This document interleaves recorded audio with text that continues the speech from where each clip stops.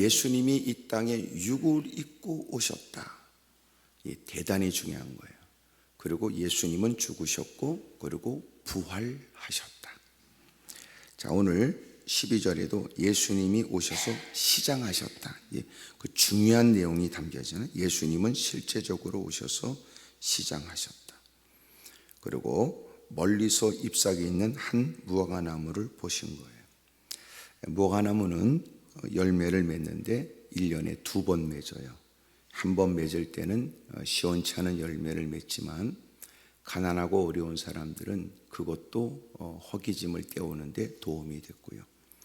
그리고 더 좋은 튼실한 아주 맛있는 과실을 맺는데 오늘 본문에는 그렇게 과실을 하나 맺고 그리고 그 다음 과실을 맺을 때 그 사이에요. 그때 멀리서 잎사귀 있는 무화과 나무를 보신 거지요.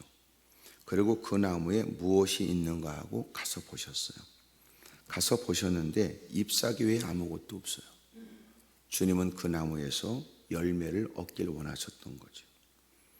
근데 그 이유를 13절 마지막 부분에 이는 무화과의 때가 아님이라 그래요. 그러니까 왜 열매가 없느냐? 그것은 무화과의 때가 아니기 때문에 그렇다. 이미도 무화과 열매는 있었었고 또 무화과 열매는 더 기다려야 열매를 맺는다. 그런데 주님께서 그 무화과 나무에 열매가 없는 나무를 향해서 말씀했어요. 14절에 예수님께서 나무에게 말씀하여 이르시되 이제부터 영원토록 사람이 내게서 열매를 따먹지 못하리라 그런 거예요. 그러자 그 나무는 어떻게 됐어요? 20절에 보니까 그들이 아침에 지나갈 때에 무화과나무가 뿌리째 마른 것을 봤다 그래요. 나무가 죽어버린 거예요. 자, 오늘 이 말씀은 우리에게 중요한 의미를 우리에게 전달합니다. 자, 무엇보다 오늘 성경에 주님이 그 나무를 보셨고 멀리서 그 나무를 보셨을 때는 있음직했으나 실제적으로 가서 보셨는데 없었다는 거예요. 주님은 다시 재림주로 오시는 그날까지 먼 요원한 일처럼 보여졌지만 마지막 때가 될수록 주님이 오실 날은 더 임박했지요. 나이가 든 만큼 주님을 배울 날은 가까웠고 처음 믿을 때보다도 주님이 오신 날은 더 임박했으니 이런 때에 우리가 자신을 날마다 살펴야 될 때라고 가르쳐줘요. 멀리 계셔서 멀리서 지켜보고만 계셨고 그러면 안 된다고 멀리서 큰 목소리로 일러주신 것 같은 주님이 이제는 더 가까이 다가오셔서 우리를 더 엄하게 살피실 때가 있다는 거예요. 그래, 지금은 괜찮다고 해서 그날도 괜찮을까? 현명한 사람은 지금은 문제가 없고 서로 어울려 그리고 낄낄거리고 즐겁게 보내는 것은 문제가 없는데 주님이 오시게 되면 전혀 이 땅에서 선포되는 말씀을 가볍게 들은 사람은 이미도 그에게 들려준 그 말씀으로 우리를 살피고 따지지 않겠냐 말이에요. 신대원에서 학생들을 가르치며 학생들에게 자, 이거는 잘 기억해둬라 그러는데 평상시 시험 때만 사람들이 막 이렇게 긴장을 하고 정작 시험을 볼 그때가 다가오면서 중요한 걸 짚어주는데 평상시에 그 말을 가볍게 여긴 사람들은 곤혹을 치르겠죠. 그러니까 주님이 늘 예배를 드릴 때마다 들려준 말씀은 우리에게 이미 의미 있는 말씀으로 그 말씀으로 자기를 살필 일이요 그 말씀을 때문에 경성할 일이요 그 말씀 때문에 새로운 각오와 다짐이 필요한데도 평상시 땐 그냥 넘어가고 지나갔던 사람들 그러나 정작 주님 앞에 서게 되면 이미도 들려주신 그 말씀으로 주님이 우리를 살피신다는 거예요. 주님 앞에 가면 주님은 뭘로 우리를 살피실까요? 이미도 우리에게 주신 말씀으로 살피시는 거예요. 그러므로 선포되는 말씀을 가볍게 여긴 죄가 얼마나 끔찍한지를 깨닫게 되고 말씀을 피해 도망다니고 못 들었다고 하면 되는 것 아니냐라고 생각하는 것이 얼마나 낭패의 일들을 갖다 줄까. 반드시 그날이 온다는 거예요. 하나님이 우리의 손에 들려줘서 우리가 다 읽을 수 있고 접할 수 있는 하나님 말씀을 우리에게 주신 것, 누구라도 핑계대지 못하게 하려. 여러분, 멀리서 주님이 보셨대요. 멀리서. 지금은 좀 더 주님이 우리를 심판하시기 전 우리에게 허락되어진 기회니까 이 세대를 본받지 말고 정신 차리고 깨어 있어서 하나님의 뜻이 무엇인가 살피고 이제라도 하나님을 기쁘시게 하려고 하나님의 뜻대로 살려고 애써야 될 우리. 불행하게도 여러분 서로가 지내는데 문제가 없다고 해서 문제 없는 건 아니다. 저는 그걸 그래서 거지 같은 신앙이라고 그랬잖아. 신이끼리 어울려 밥 퍼먹고 커피 마시고 낄낄거려. 야, 우리도 이만하면 신앙이 괜찮지. 그지, 그게 거지 같은 신앙이라. 니네끼리 괜찮아서 괜찮은 거냐? 우리가 신앙생활하는 건 마침내 주님 앞에 서는 날을 생각하고 살아가는 거야. 우리가 볼 때 괜찮아도 말씀 앞에 자기를 성찰하고 잘못된 것은 고쳐야 될 일이요, 하나님이 기뻐하지 않는 일은 단호한 결정을 내릴 일이요, 하나님이 원하시는 일들을 쫓아 순종하고 열심히 헌신해야 되는데, 오늘 저와 여러분도 아직도 주어진 기회가 있을 때 자기를 살피셔야 돼요. 성경을 자꾸 읽어야 돼요. 오늘 제가 아침에 그런 말씀 드렸어요. 네가 성경을 읽어라. 그리고 너는 성경에 읽혀져야 한다. 하나님의 말씀을 네가 나름대로 읽고 묵상한다고 하지만, 그러나 이제는 말씀이 너를 읽어서 자기를 살펴야 돼요. 말씀으로 자기를 읽고 말씀으로 자기를 살피고, 그리고 그것 때문에 엎드려 기도해야 되거든요. 대부분 우리가 말하는 묵상은 뭐냐? 지 꼬라지 따라 무슨 운수를 보는 것처럼 성경을 확 갈라가지고 눈에 띄는 그것이 오늘 하나님이 내게 주신 운수의 말씀인 줄. 여러분, 이러니까 미신이지요. 사실은 미신보다 못해요. 왜 그럴까요?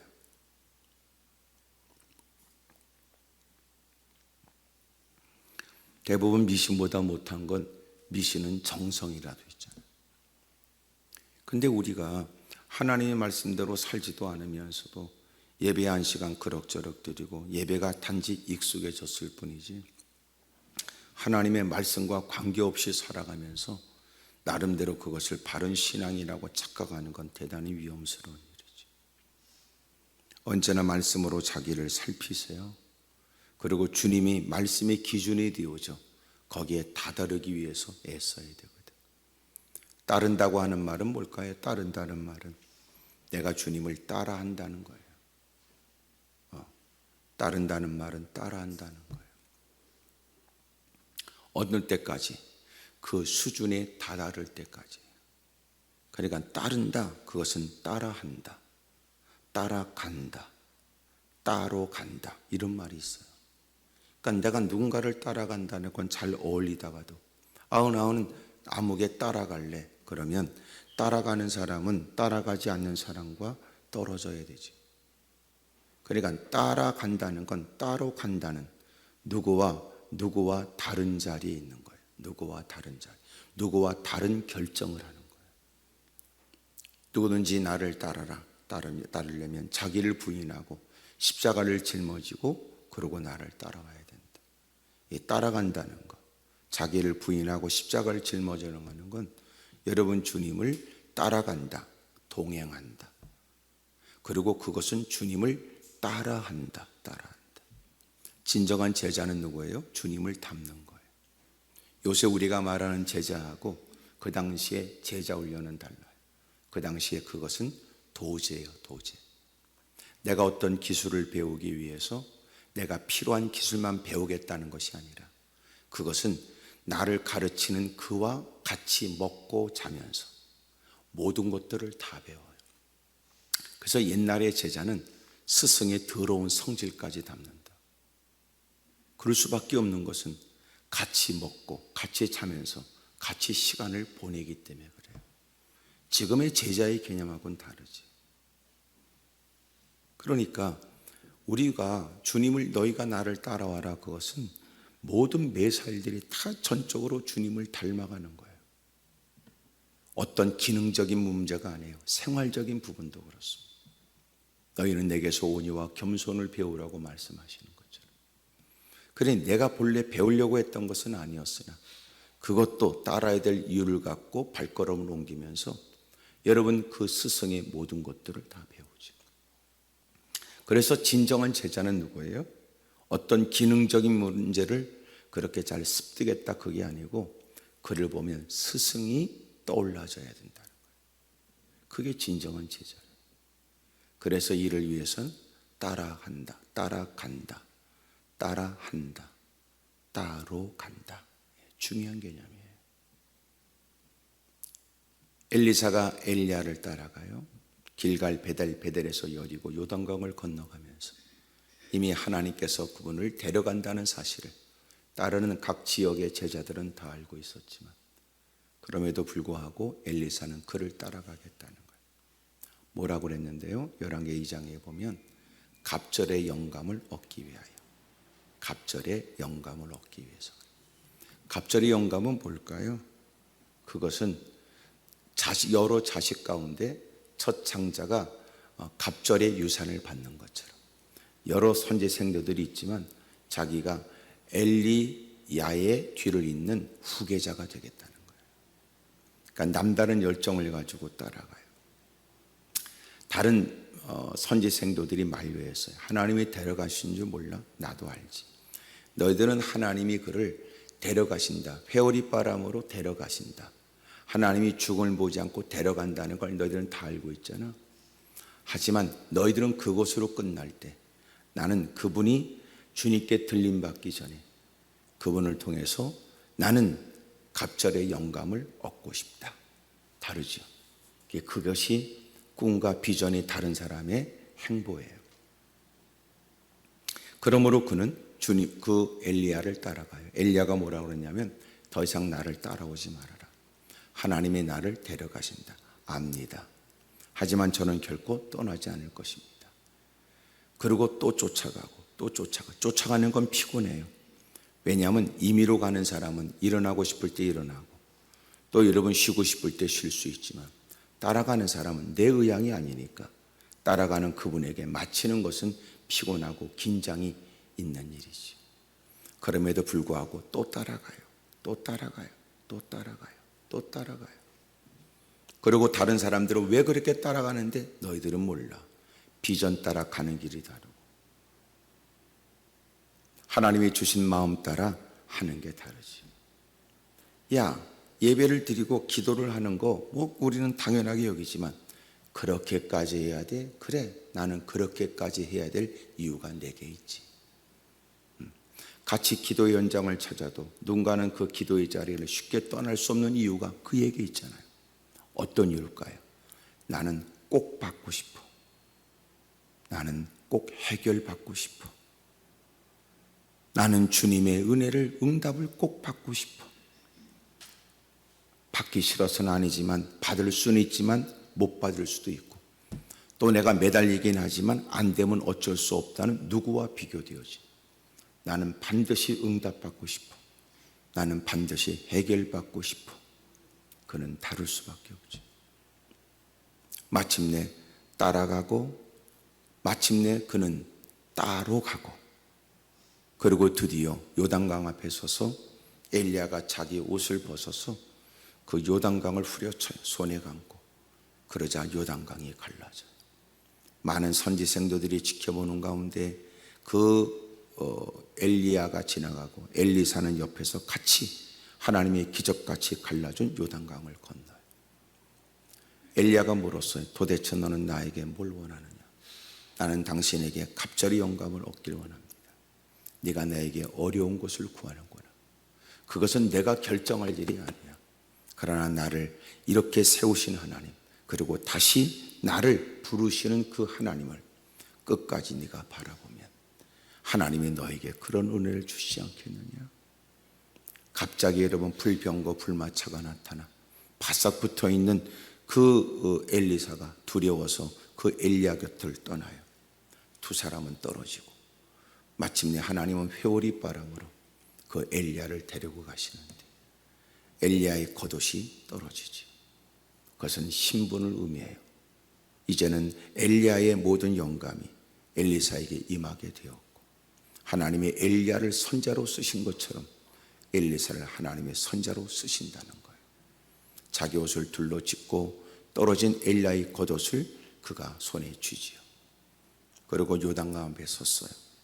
엘리야가 그랬던 것처럼 따라하여 그 옷을 손에 감고, 엘리야의 하나님은 어디 계십니까? 그러자 여러분, 엘리야가 그렇게 강을 가르듯이 엘리사 앞에도 그 요단강이 길을 내줘요. 건너편에 있었던 선지생들이 그 모습을 바라보고 엘리야에게 임했던 그 영감이, 하나님의 엘리야에게 임했던 그 영이 엘리사에게 임하게 됐다는 걸 목격하죠. 그리고 이제는 엘리야를 따르듯이 엘리사를 따르게 됐단 말이에요.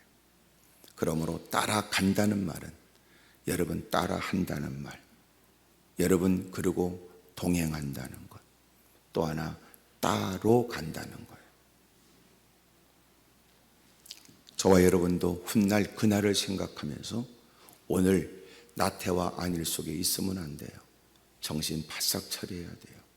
어느 순간 주님이 예기치 못하는 때 우리를 부르시기도 하고, 때로는 주님이 전혀 생각지 못할 때 도적같이 임하신다고 하셨으니 그 날과 때는 우리는 모르겠으나 이미도 성경을 기쁨으로 접한 처지에 주님이 늘 누차 우리에게 경고하여 알려주신 것처럼 날마다 깨어 있어야 한단 말이에요.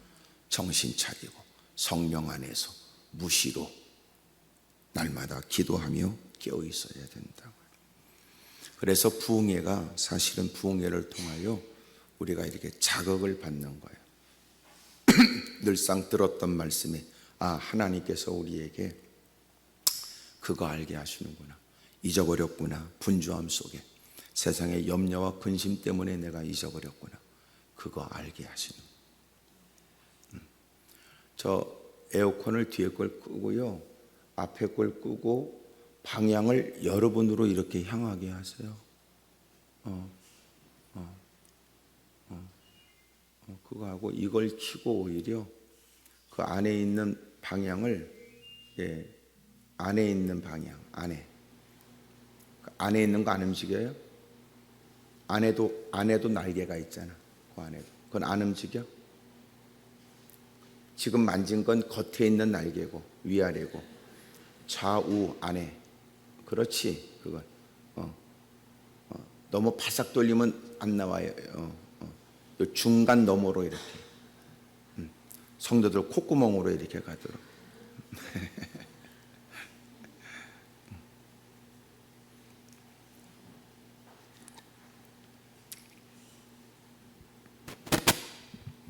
저 뒤에서 하게 되면 목사 얼굴에 바로 들어와서 안 좋아요. 말을 못해요. 금방 목이 말라. 그러므로 주님이 우리에게 아직까지는 곧 오신다고 하셨어, 또 임박했다고 하신 이때가 우리에겐 기회라는 거예요. 자기를 살필 수 있는 기회고, 또 여러분 자기를 정비할 수 있는 주님이 주신 시간들이고, 또 여러분 그동안 후회스럽다고 여겨졌다면 이제라도 하나님의 거룩한 일을 위해 헌신하고 충성할 때가 지금 이때라는 거지. 이때. 이때라 구원받을 때가, 은혜 받을 때가 지금이란 말이에요.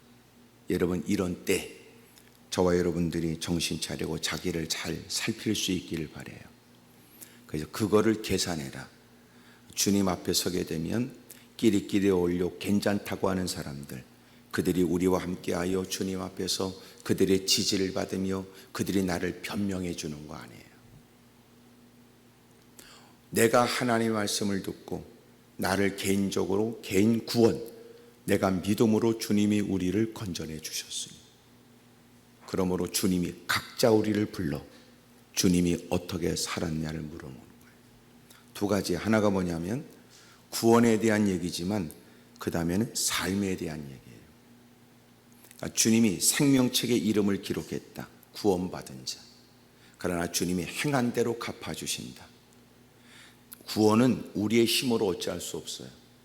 구원은 내가 어떻게 한다고 구원의 일은 내가 방법이 없어요.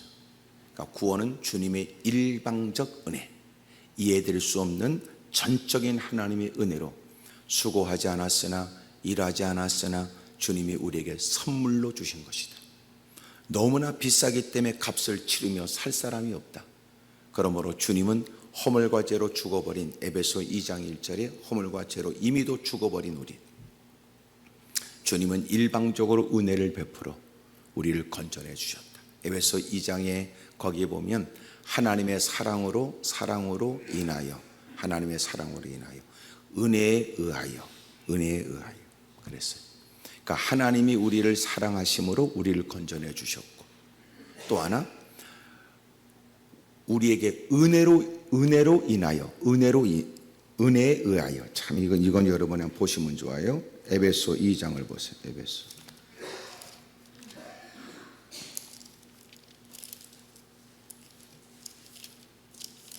에베소 2장. 자, 1절부터 교독을 해요. 그는 허물과 죄로 죽었던 너희를 살리셨도다. 2절 읽어요.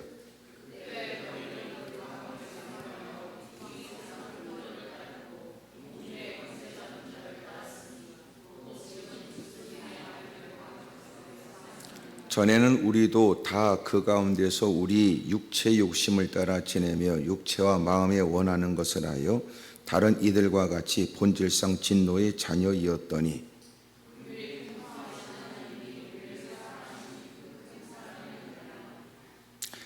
거기 중요한 거, 우리를 사랑하신 그 큰 사랑을 인하여,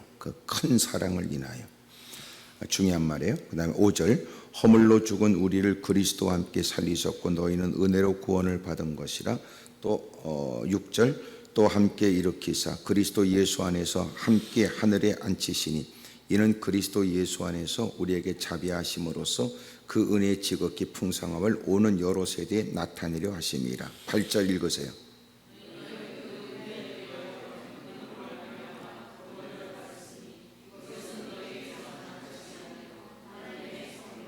거기에 보면 그 큰 사랑을 인하여 4절 그랬고, 그 다음에 8절에 보면 그 은혜에 의하여. 성경을 보세요. 앞에 보는 건 늦어요. 성경을 보세요. 좋은 말 할 때. 4절에는 뭐라고 그랬어요? 큰 사랑을 인하여. 그 다음에 8절에는 그 은혜에 의하여 그랬어요. 그 다음에 9절, 행위에서 난 것이 아니니 이는 누구든지 자랑하지 못하게 함이라. 우리는 그가 만드신 바라 그리스도 예수 안에서 선한 일을 위하여 지으심을 받은 자니 이 일은 하나님이 전에 예비하사 우리로 그 가운데서 행하게 하려 하심이라 그랬어요. 그러니까 하나님의 긍휼이 풍성하신 하나님이 우리를 사랑하신 그 큰 사랑으로 인하여 구원받은 거예요. 어떻게? 그 은혜에 의해서 뭘 했어요? 그 은혜에 의하여 믿음으로 그랬어요. 그러니까 믿음으로는 내가 수고해서 뭔가 한 게 아니라 주님의 은혜에 의하여 믿음으로 그랬어요. 그러니까 믿는 것도 아무나 주어지는 게 아니라는 거야. 네가 믿는다고 해서 믿어지는 게 아니고, 우리도 주변에 보세요. 복음을 증거하고 예수님 믿으라고 그랬는데 안 믿어진대잖아. 근데 우리가 왜 믿어지냐 말이야. 그들보다 뭐가 잘나서. 근데 이것이 하나님의 은혜로 인하여 믿어진 거 아니에요. 이것은 성령님의 은혜라는 거야. 왠지 믿어졌다.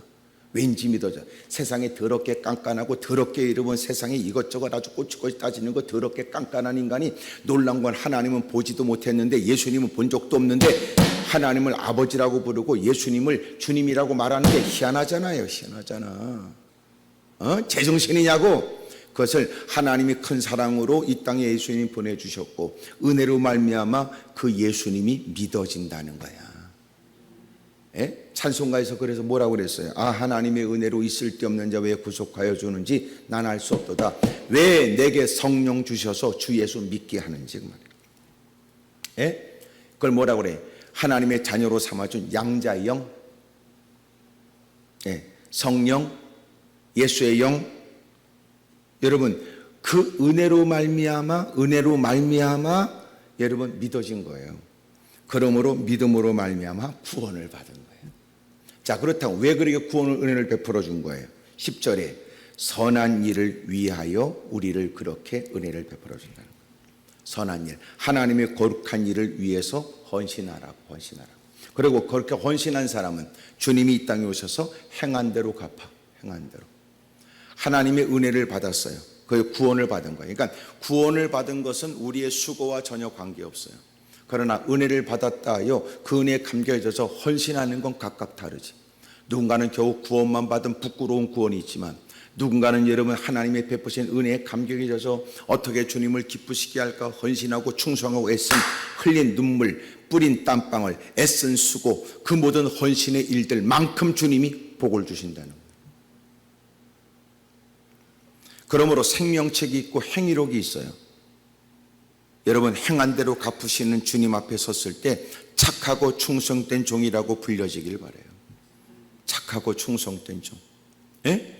하나님께서 베푸신 은혜를 쫓아 하나님이 내게 무슨 자격이 있다고 이런 은혜를 주셨을까? 내가 하나님의 영광을 위해 살아야지. 내가 하나님의 자녀가 된 것은 무엇을 했기 때문이 아니라 일방적으로 하나님이 나를 사랑하심으로 인하여, 은혜에 의하여, 이 모든 것은 선한 일을 위하여 주님께서 헌신하라고 하시는 것 아니겠는가? 그러므로 내가 하나님의 은혜를 받은 사람으로 이것이 충분하다, 끝이다 이렇게 할 게 아니라, 이단들 판쳤던 영지주의자들 그들처럼 살 게 아니라, 내가 영원히 구원받은 건 끝이다, 그리고 내가 유군까지 막 굴려도 된다, 때로는 금욕적으로 산다, 그런 것이 아니라 이제는 내가 주님의 은혜를 입어 하나님의 자녀가 됐으니 허락되어진 내 모든 좋은 조건들을 이젠 주를 위해서 드린다. 어떻게 헌신할까? 어떻게 섬길까? 그런 수고와 애씀에 관해서 행한 대로 주님이 갚아주신다는 거예요. 성경에 어리석은 자들도 있잖아요. 어리석은 자. 그는 그렇게 부자가 되어져 날마다 소사는 늘어나게 되고 창고만 늘려가면서 잠깐 잔뜩 데워놓고, 내 영혼아 나도 이제는 여러 날을, 내가 영혼들은 내 영혼아 이제 먹고 마시고 띵까띵까 하자. 하나님께서 말씀하시길, 어리석은 자야, 내가 오늘 밤 네 영혼을 걸어가려니 네 남은 것은 누구 것이 되겠느냐? 누구 것이 되겠느냐? 이와 같이 하나님께 대하여 부요치 못하는 자가 이와 같으리라. 하나님께 대하여 부요치 못하는 사람. 이것은 하나님께서 나를 죄악 가운데 건져내 주셨고, 여러분 영원히 살 수 있는 하나님의 은혜를 우리에게 베풀어 주셨으니, 이 땅에 살아가면서 이제는 불의의 병기로 내 몸을 들이지 않고, 이제는 의의 무기로 하나님의 거룩한 일에 하나님께서 우리에게 주신 기회를 쫓아 나는 더 헌신하고 살기로 했다. 그것이 진정한 그리스도인의 삶이에요. 신학생들에게 제가 훈련하면서 그랬어요. 자, 제가 써놨어요. 자, 너희들이 쉽지 않게 결정하여 가야 될 길이라고 여겨서 내딛게 된 발걸음이라면 너희들은 그때와 달라야 돼. 그때. 내가 그런 결정을 하기 전에 젊은 사람으로서 내 형편에, 내 처지에 그렇게 살았던 그때와 달리 이제는 하나님께 부르심을 쫓아 하나님의 맡겨준 사명 감당을 위해 걷게 된 길이라면 그때하고는 달라야지. 그때, 지난날 그때하고는 달라야지. 또 하나, 그들과 달라야 돼. 그들, 같이 어울렸던 친구들과 그들과 달라야 돼. 세 번째, 그날 달라야 돼. 그날 착하고 충성된 종이라고 불려지도록 살아야 된다. 멀리서 여러분 보여질 때 그것은 주어진 기회다. 자기를 살펴라. 저렇게 개판을 치고 엉터리로 사는데 아무 일도 없는 것은 불공평한가? 그렇지 않다. 하나님이 그에게 주시는 기회다. 그가 그 기회를 묵살하는 건 그는 스스로 죄를 더 쌓아갈 뿐이다.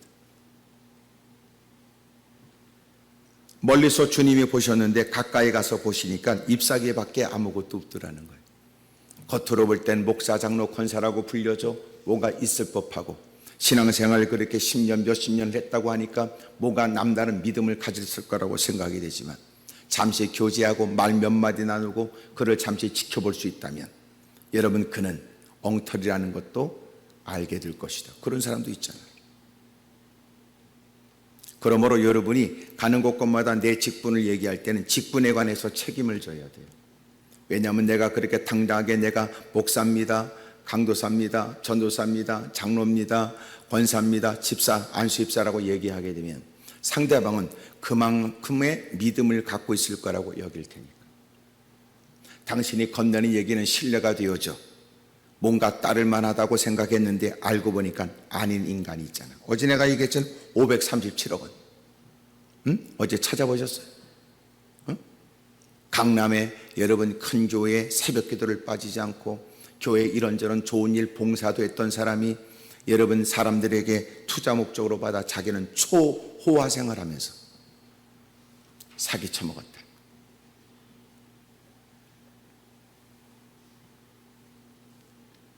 누가 볼 때는 저렇게 열심히 한 사람이 그럴 것 같지 않다. 그걸 이용한 거죠.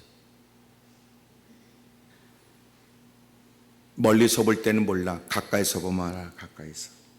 서로가 여러분 첫인상이 좋아서 서로가 교제했지만 시간이 지나서 말을 나누고 이렇게 저렇게 같이 움직이고 활동하고 여행하고 그러면 본색이 드러나. 본색이. 아이고 내가 알았던 그 인간이 아니네 이러는 거. 서로가 연애할 때는 여러분 서로가 다 좋은 것만 보이고 낄낄거리고 앉아있는데 결혼하고 나면 여러분 그 인간이 그럴 줄 몰랐다는 거예요. 그러므로 결혼은 뭐냐면 결혼은 이제부터 내가 그의 모든 것들을 사랑하고 인정하겠다는 거예요. 내가 알지 못하는 것까지. 이해가 되죠? 예? 같이 여러분 살면서 아침에 같이 일어나고 저녁 자리에 늦게 눕고 그 과정 속에 다양한 많은 일들 내가 지금까지 알고 있는 것 때문에 그를 좋아하고 내가 그를 사랑하지만 그러나 내가 결혼할 때는 내가 알지 못하는 것까지도 사랑하고 내가 알지 못했던 것까지도 나는 인정하고 수용하겠다 그래요. 근데 결혼하고 나니까 전혀 다르지요. 지금은 목사가 됐지만 그 전에 전도사 때 얼마나 코를 많이 고는지 말이에요. 이야, 난 한번 제가 집회하는데 그때 신대원을 다닐 때니까 목사님 그래 왔어? 너 오늘 나랑 자자. 오늘 나랑 자자. 그리고 같이 숙소에서 부흥회하면서 그러고 숙소에서 자는데 목사님 먼저 주무세요. 그래서 아니 저 먼저 자도 돼. 나는 곧 그것을 후회했어요. 얼마나 코를 골아대는지. 야, 나는 무슨 뭐 영화나 만화에서 보는 것처럼 그 베개로 말이지 얼굴을 감싸고 엎어져가지고 귀를 감싼다는 게 나는 이해가 되더라고요. 이야, 그렇게 코를 골아? 난 몰랐어요. 코를 곤다는 얘기만 들었지 코를 그렇게까지 골 줄 몰랐어요. 그리고 이제 결혼하고 난 다음에 그리고 내가 그 사모한테 물어봤죠. 코 많이 안 골아요? 코 안에. 아유 목사님 저도 몰랐어요. 처음에 결혼하기 전에 코 곤다는 얘기를 듣고 결혼했지만 코를 그렇게까지 골 줄 몰랐다. 예? 예? 그러더니 얼마큼 시간이 지나니까 이제는 익숙해졌어요. 익숙해졌어요. 그러더라고. 그래 결혼이라는 건 여러분 충분히 서로 교제하고 이런저런 같이 즐겁고 같이 좋은 추억을 만들지만 그러나 결혼할 때는 여러분 지금까지 알고 있는 것보다도 더 생소한 것들이 많이 등장한다고. 예? 아닌 말로 서로가 살아가면서 여러분 치약을 여러분 허리부터 짜낼 줄 몰랐다 그래. 예? 그런 것들은 모를 일 아니에요? 양말을 그냥 그 자기 목에서부터 확 빼겨 뒤집어서 던져놓을 줄 몰랐다. 예. 그것까지도 사랑하고 그것까지도 이해하는 거예요. 근데 여러분 고치려고 하면요 안 고쳐져요. 서로가 다 고칠 거 있으니까. 평생 그건 고치지 못하고 죽어버려요. 그러니까 방법은 뭐냐면 양말을 뒤집어 놨군요. 그냥 뒤집은 대로 빠세요 그냥. 그럼 자기가 신을 때 여러분 또 다 뒤집어서 또 하니까. 그렇게 하면 되지 뭘 고민을 해. 문제는 여러분 지 새끼도 난 지 새끼도 여러분 얻지 못하는데 남편을 고쳐요? 못 고쳐요 그거는. 그래 꼭 죽을 때 가서 얘기하잖아. 어쨌든 그 인간은 못 고친다. 그러고 죽어버리는 거지. 네 엄마는 못 고친다. 그러니까 너희들이 돌봐줘야 된다. 그러고 죽잖아.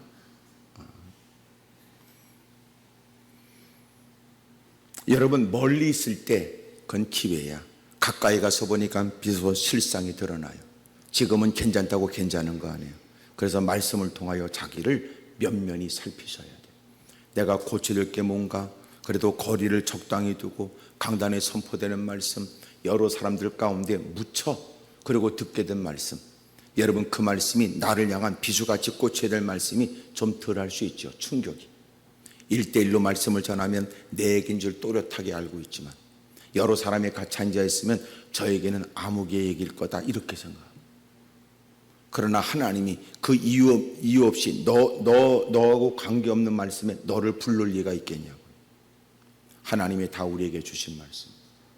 이미도 내가 오늘 순종하고 있는 말씀이지만 1년이 지나가고 10년 지나면 그 말씀대로 우리가 살 수 있을까? 보장이 안 돼요. 에?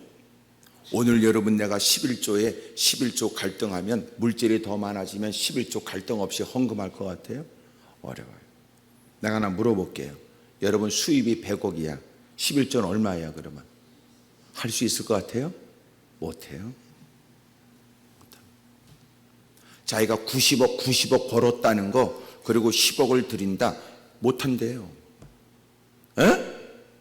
10억을 벌었어요. 1억 11조 하기가 괜찮겠어요? 지금 여러 표정 보니까 그렇게 해서 1억을 11조 하느니 아예 그냥 11조 100만 원이 낫겠다 그 생각 들지. 그게 우리의 수준이란 말이에요. 그러니까 11조 한다는 게 끝이 아니에요. 11조를 즐겁게 해야 된다는 거예요. 즐겁게 하지 않으면 11조 더 액수가 늘어나면요 고민이 생겨요. 못 드려요.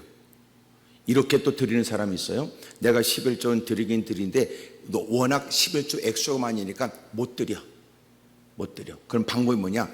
그렇게 내가 드리는 1억 11조 헌금을 그냥 못 드리고 1억 가지고 지가 잘난 체 해야 돼. 어려운 사람 내가 도와줄게. 목사님 그것도 양복해드려. 차도 뽑아드릴 수 있어요. 하지만 그건 11조가 아니에요. 소위 11조 누구 건데? 하나님의 건데 왜 네 맘대로 해? 이것 봐라. 또 왜 내 것 가지고 그래? 이 무슨 말이면 이거야. 내가 누군가한테 소위 빚을 졌어. 내가 그 사람한테 1,000만 원을 줘야 돼. 그런데 1,000만 원을 가져가지 않고 자기가 생각하니까 홍삼 뭐 이런 걸 잔뜩 샀어. 1,000만 원에서 어차피 주는 거 아니야.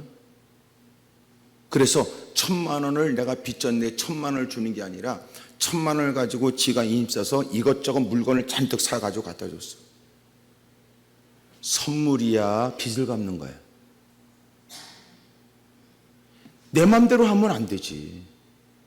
무슨 말인지 알아요? 내 게 아니잖아 그거는. 왜 네 임의대로 네가 인심을 써? 11조도 그렇다는 거예요. 11조는 그래서 11조는 물질에 대한 얘기가 아니에요. 믿음에 대한 얘기지. 내가 하나님이 10개를 주셨다는 믿음이고 1개를 드려도 9개 가지고도 넉넉히 살 수 있다는 믿음이고 그리고 그것 가지고도 더 크게 일할 수 있다는 믿음이에요. 그러니까 이거 물질의 문제가 아니라고.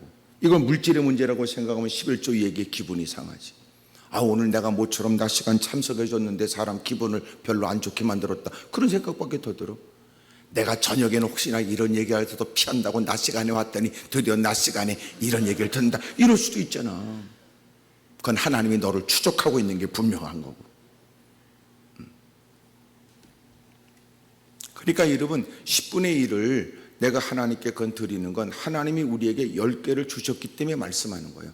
주신 하나님만이 그 권리를 갖고 주님이 말씀하는 거니까. 또 하나, 그러면 나머지가 어떻게 살아? 걱정하지 마라. 주님이 책임져 줄 테니까. 예? 걱정하지 마라. 지금 이제 아멘 안 하는 거 보니까 그렇게 안 살아봐서 모른다는 거예요. 주님이 책임져 준다니까. 그래서 우리는 주님이 책임져 줄 것 같지 않으니까 네가 네 앞가림을 해야 된다고 그러니까 안 드리는 거지. 그런다고 해서 생활이 나아졌습니까? 그런다고 해서 환경이 좋아졌을까요? 그러니까 인간이 잔머리를 굴리면서도 신앙생활 한다고 하지만 신앙생활도 아닌 것이 신앙생활을 한다고 그러고 살아. 제대로 한 것도 없이. 예배를 드려도 예배 속에서는 여러분 중요한 건 진정성이에요. 진지성이잖아. 그래서 예배를 드린다는 건 예배 시간을 참석했다는 게 아니라 예배자의 마음이 중요해요. 예배자예요. 어떤 마음으로 임하느냐. 사람이 변질됐다는 건 예배 자리에 존재하고 있지만 예배에 응하는 그의 마음이 변질됐기 때문에 달라진 거예요. 마침내 멀리서 보일 때는 뭔가 있음직해 보였어요. 그러나 가까이 대하고 그를 대화하고 그의 일상을 살피게 되면 전혀 내가 생각했던 사람이 아니었다는 것도 알게 되는 것처럼, 멀리서 잎사귀 있는 나무를 보셨고 시장하신 주님이 열매 하나 얻기를 원해서 가까이 가서 보셨는데 열매 하나가 없어요. 잎사귀밖에 없는 거예요. 여러분, 빈세로가 요란했죠. 뭔가 있음직해 했으나 아니었던 거예요. 직분을 보면 뭔가 남다른 믿음이 있고 그렇게 신앙 경력을 떠버리니까 남다른 신앙의 사람이라고 보여졌는데 아니란 말이에요. 많아요. 그런 사람 엉터리 많아요.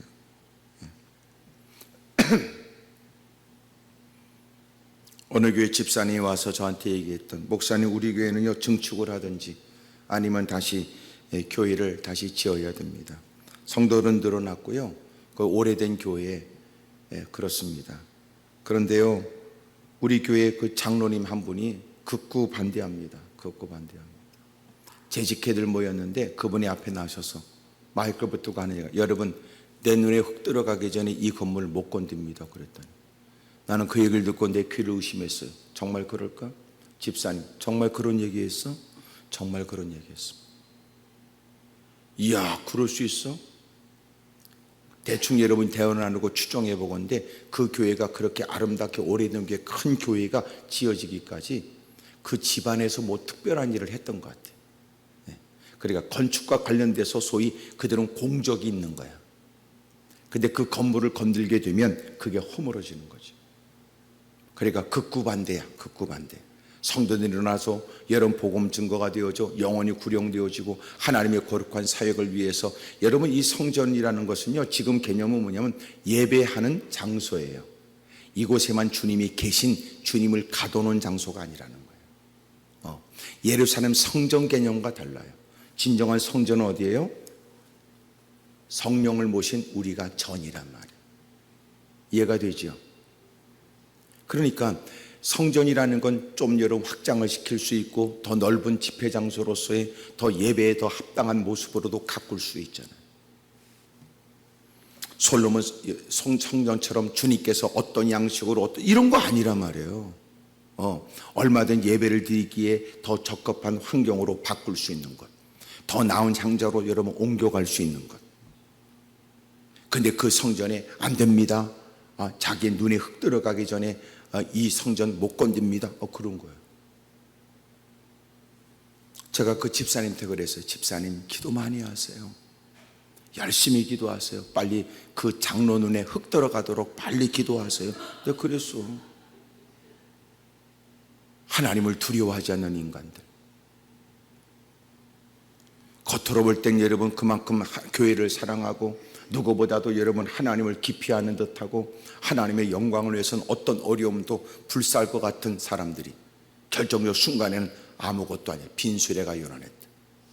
속빈 강정이었다. 보세요. 주님이 곧 오세요. 주님이 곧 우리를 부르세요. 그때가 언제인지 모르지만 그때 부끄러운 자가 되지 않길 바랍니다. 열매가 있고 여러분 주님께서 칭찬하실 만한 흔적들이 많길 바라요. 두 번째 보니까 이랬어요. 이는 무화과의 때가 아니래요. 그러니까 그 열매가 있을 때가 아닌데 주님은 열매를 원하셨고 주님이 나름의 시장하신다는 이유 때문에 열매를 원했는데 열매가 없었던 거예요. 무화과 때가 아니었어요. 무화과도 변명할 수 있어요. 지켜본 사람도 여러분 이런 일에 변호할 수 있어요. 지금은 무화과 때가 아니라고. 주님이 모르지 않아요. 그럼에도 불구하고 주님은 그곳에서 열매를 원했는데 열매 하나가 없는 거예요.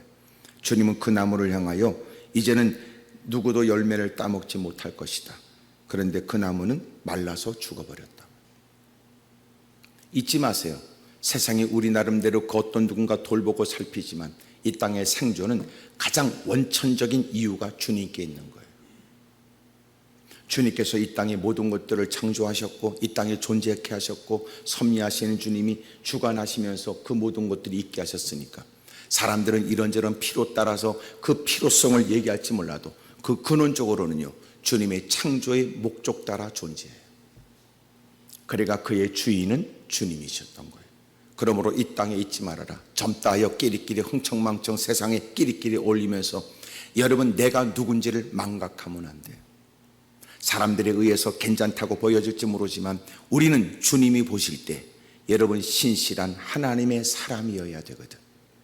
때를 따질 거 아니에요. 지금까지 보낸 세월로 충분히 여기고 이제부터라도 여러분 주님이 보시기에 합당한 충성된 사람들 되기를 축복합니다. 우리는 때를 따지지만 주님의 때가 가장 좋은 때예요. 이럴 때 있더라고. 주님 빨리 오세요. 주님이 속히 오세요. 마라나타 주 예수여 어서 오시옵소서 막 부들부들 떠는데 왜 그러는 거 보니까 그 인간 카드비 때문에 그러더라고. 네가 그렇게 오란다고 오실 분이고 가란다고 가실 분이냐? 바른 신앙은 뭐냐? 언제나 그분에게 맞추는 거예요.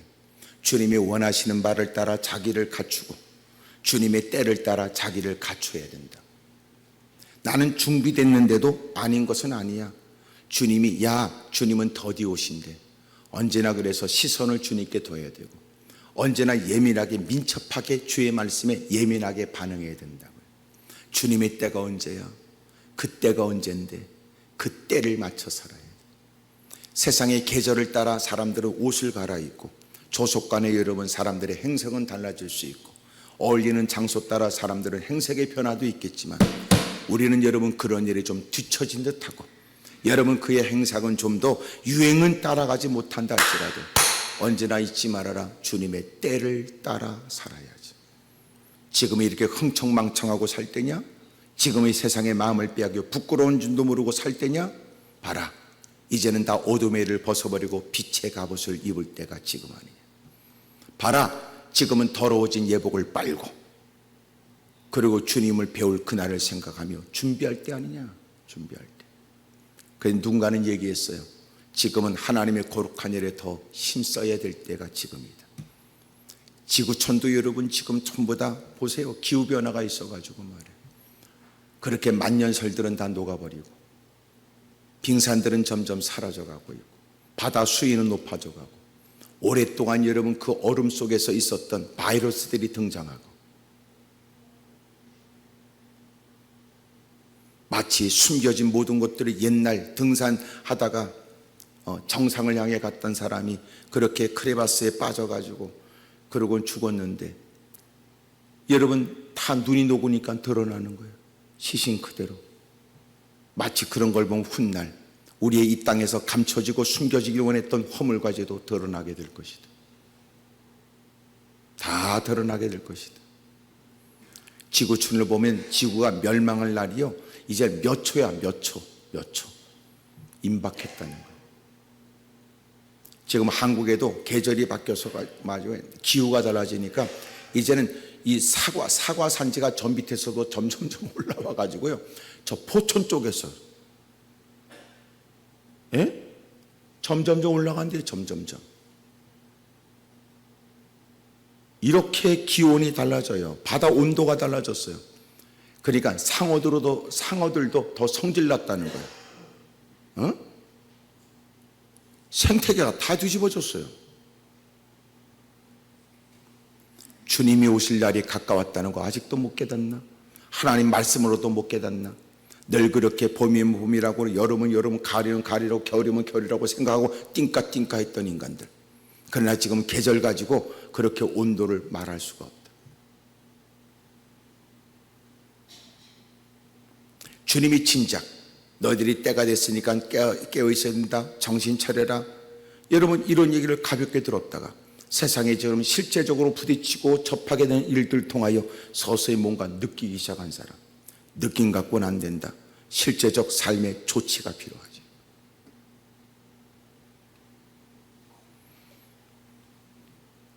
여러분 주님의 때를 따라 사세요. 주님의 때를 따라. 근데 우리는 자꾸만 자기 중심적 신앙이 되잖아. 신앙생활에도 내 중심적 신앙생활이 아주 위험해요. 불신처럼. 하나님이 응답해도 내 때에 응답해야 된대. 그러나 성경에 가르쳐주는 건 주님이 응답해 줄 때 우리는 소망을 가지고 그분의 때를 기다리는 거예요. 그분의 때를. 지금 이 시대에 나타나지는 대부분의 모든 범죄들의 양상이 뭐냐면 충동적인 게, 충동적인 거, 감정적인 거, 충동적인 거, 애시쌍 그려버리는 거. 그랬잖아요. 여러분, 이 시대의 모든 현상들은, 여러분 요새 뭐 젊은 사람들 MZ세대 그러는데, 이 시대는 어떤 시대냐? MN세대라니까. MN세대. 미친놈의 약자예요. 다 미쳤지. 제정신이야. 상상을 초월한 그릇된 일을 서슴없이 한단 말이에요. 요새 보세요. 핏덩이 같은 자식을 낳고 아이를 죽여버렸고 아이들을 버려버렸다. 부모를 살해해서 유산 상속을 받으려고 한다. 상상을 초월한 일. 보험을 여러분 가입해놓고 보험을 타먹기 위해서 아내를, 남편을 독살하거나 청부살인하거나 죽여버렸다. 미쳤어요. 예? 알지도 못하는 불특정 다수를 향해서 자기의 사회적 불만을 그냥 감정적으로 그렇게 드러냈다. 정신과 치료를 받았다 그러면 넘어가냐? 술에 취했다 그러면 넘어갈 일이냐? 미쳤어요.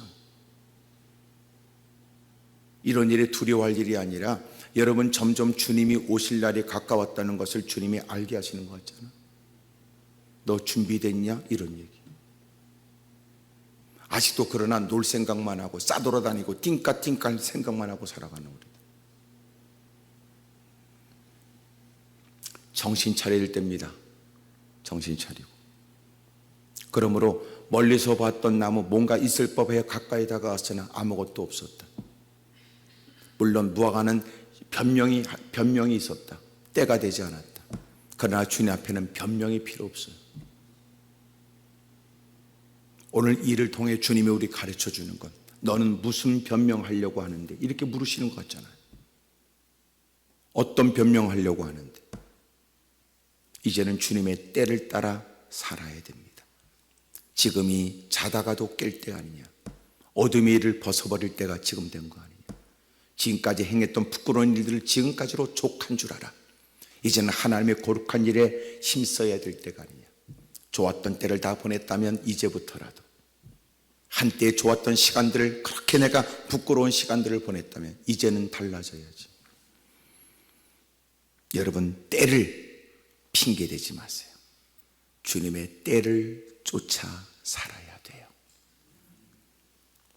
세 번째 14절, 예수님께서 나무에게 말씀해 이르시되 이제부터 영원토록 사람이 내게서 열매를 따먹지 못하리라 하시니 제자들이 이를 들으니라 그래. 여러분, 사람들이 볼 때 문제 없어요. 어울리는 사람들이 신앙생활에 용기를 줘요. 주변의 사람들이 서로 어울려가면서 한 번 더 기도할 수 있는 기회를 가져요. 그러나 때로는 사람들에게 쏘가 하나님 앞에 자기가 평가되어진다는 걸 잊으면 안 된단 말이에요. 사람들이 다 환호한다고 해서 해결될 일 아니에요. 제가 오늘날 그래서 깨달았어요. 내가 사람들에게 어떻게 보여지길 원할까? 저는 설교를 잘하는 사람으로 불려지길 원하진 않아요. 제가 만약 설교를 잘하는 사람으로 불려지길 원하면 제가 이렇게 설교하면서 상투적인 말, 좀 때로는 여러분 이렇게 일상적 언어들, 또 강단에 쓰기에는 부족한 말들을 저는 뺐겠죠. 하지만 저는 서슴없이 쓰기로 했어요. 왜냐하면 목적은 설교를 잘하는 사람으로 불려지는 게 목적이 아니라, 나는 무엇보다도 하나님의 사람으로 부끄러움이 없길 원하는 게 제 마음이에요. 하나님께서 깨닫게 하시려고 부흥회를 허락했고, 하나님께서 누군가가 깨닫게 하시려고 주님이 기도원까지 불러 또 올려주셨다면, 나는 사람들에게 내가 얼마나 설교 잘하는 사람으로 불려지는 것이 하나님의 뜻이 아니지. 하나님의 심장이 되어져 하나님이 뭘 원하시는지를 알게 하고, 그래도 모른 척하고 쭈그리고 앉았으면 여러분 듣게 하고, 또 여러분 알게 하고 자극하여 그렇게 살 수 있도록 내가 그렇게 끊임없이 촉구하는 것이 설교자가 해야 될 일이더라.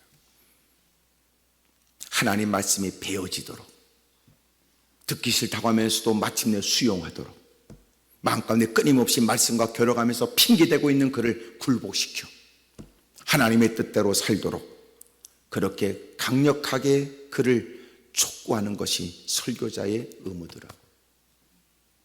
책임이고.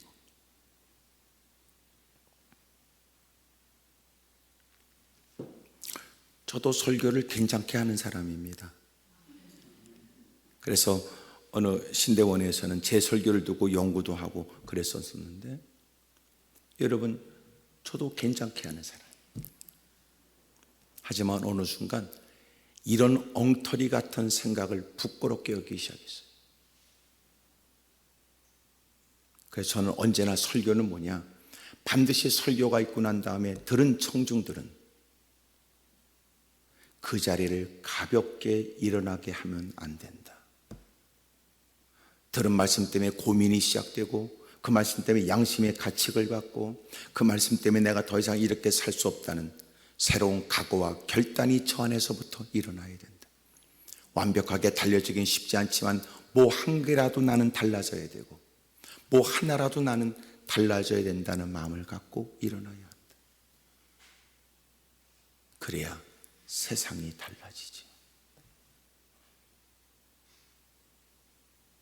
사람에게 속지 말아요. 그래서 사역하면서 가장 어려운 것이 누군가의 칭찬의 소리가, 또 누군가가 여러분 함부로 내뱉는 얘기가 힘들어요.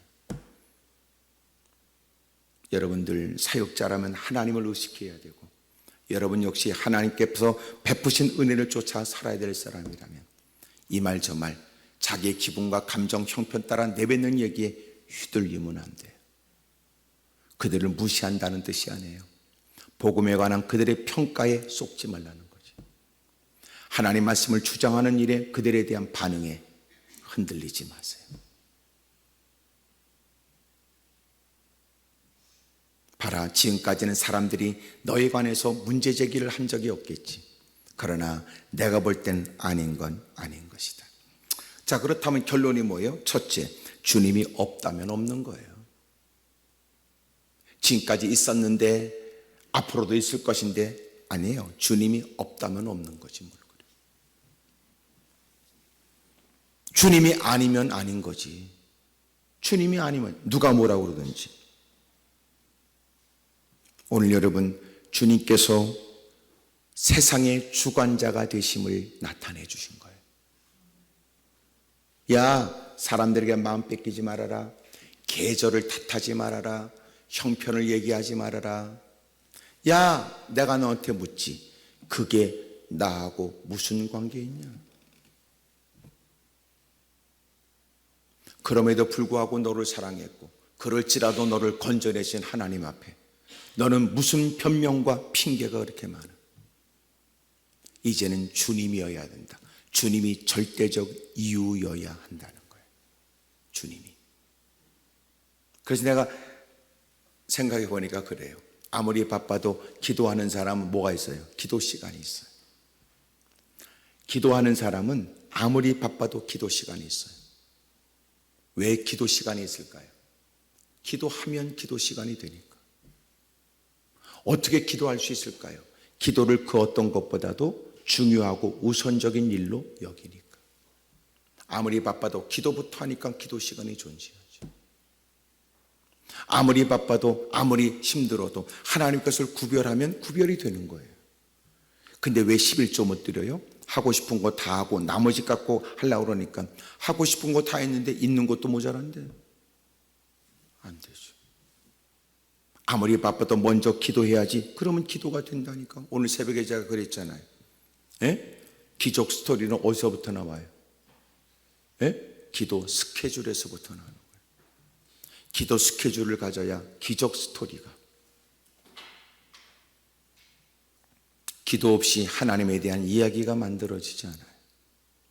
엎드려 무릎 꿇고 하나님께 간절히 기도하는 사람, 하나님이 주는 지혜가 있고 하나님의 깨닫게 하심이 있으니 그가 내딛는 발걸음은 아름다운 하나님의 기적의 자취가 되고 흔적이 돼요. 여러분, 거룩한 하나님의 이야기는 그 첫 문장은 기도로부터 시작되는 거예요. 사랑하는 여러분, 하나님 중심의 신앙이 되기를 주의 이름으로 축복합니다. 자, 그렇다면 결론적 얘기는 뭐예요? 보세요. 있을 것은 있어야 되겠더라고. 무화과나무에 열매가 있어야 했듯이 있을 것은 있어야지. 내가 돈은 없어도 주님을 기쁘시게 하는 흔적들은 있어야지. 없을 건 없어도 있을 건 있어야지. 그들이 들고 다니는 부러워하는 멋진 가방은 없어도 그래도 너는 주님을 위해서 헌신하고 애쓴 거 그건 있어야지. 헛된 일에 마음 뺏기지 말고 여러분 주님 앞에 자기를 살피시지요. 이런 얘기는 여러분 말만의 얘기가 아니에요. 저에 대한 얘기예요. 저도 이번에 와서 이렇게 또 기도하고 또 예배드리고 또 저도 자면서 그런 마음, 하나님은 내게 뭘 원하실까? 내게 뭘 원하실까?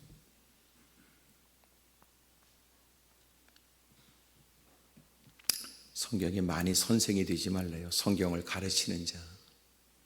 가르치기만 하고 가르친 것 때문에 누군가는 구원을 받고 은혜를 입어도 여러분 본인은 가르치는 말씀과 전혀 관계없는 인생이 되기도 하니까. 참 목사는 늘 조심스럽죠. 저도 열심히 기도하면서 지금 여러분을 만나고 있어요. 저도 아침 금식하면서 또 여러분들의 은혜가 있기를, 하나님이 이렇게 귀한 교회 열심으로 주님께 헌신하고 섬기는 여러분, 하나님이 저를 세울 때는 하나님의 큰 뜻이 있을 테고 여러분의 기대에 부응하도록, 기도에 부응하도록 저도 제 몫의 일들을 감당해야 되니까, 그러니까 저도 진지한 마음으로 임하는 거예요. 자기를 잘 살펴.